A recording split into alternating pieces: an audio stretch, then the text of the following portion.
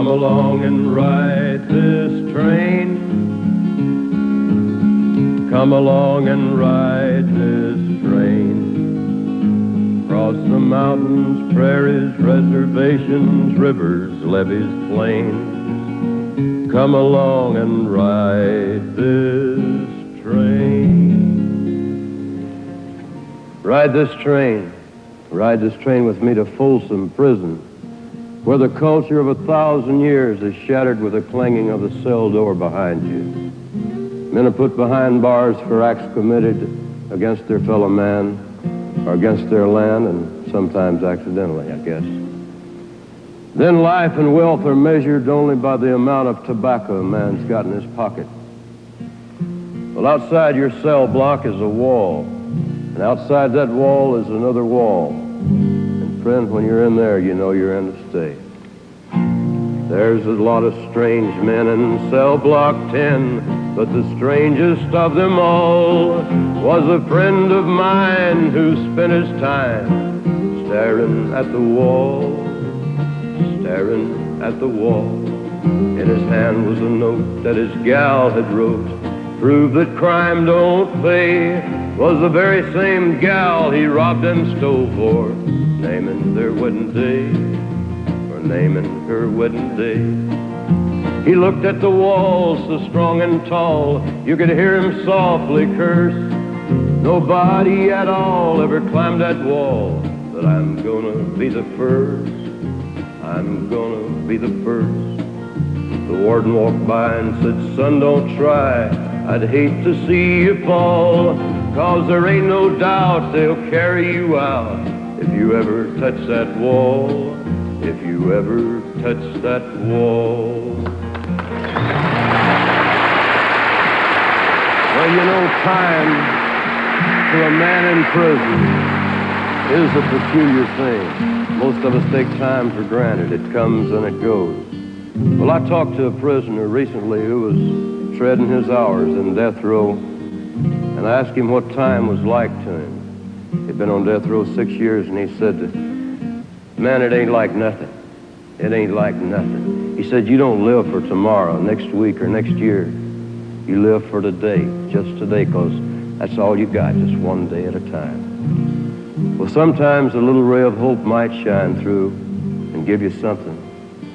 Over a half century ago, the officials at Folsom Prison gave the men all the granite block that they wanted, and they built a chapel. Well, this has been a source of inspiration for many of the prisoners, and in the case of one man that I met when I sang at Folsom Prison, his name was Glenn Shirley, and he's become a friend of mine. He doesn't mind if I tell you his name. He found something to live for, and he became a faithful member of that congregation, a little ray of hope in that chapel, and he wrote a song about it.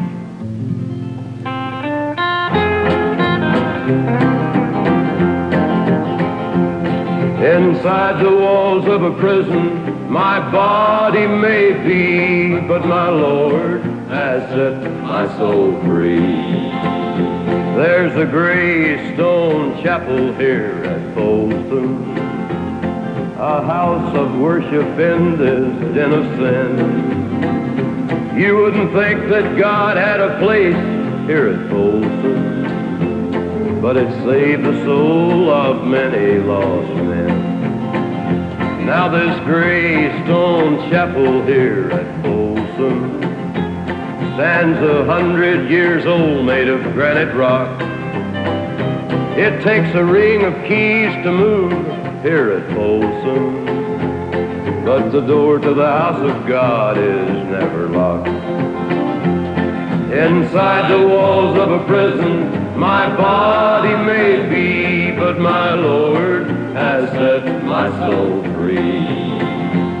Well, there are men here who don't ever worship, and there are men here who scoff at the ones who pray. But I got down on my knees in that gray stone chapel, and I thank the Lord for helping me each day. Now this gray stone chapel here at Folsom has the touch of God's hand on every stone. It's become a flower of light in a field of darkness, but it's given me the strength to carry on.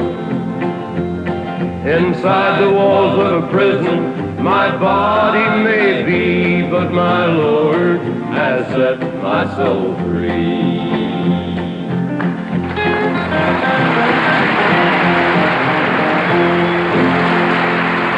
Well, if they freed me from this prison, if that railroad train was mine, then I'd move it on a little farther down the line, far from Folsom prison.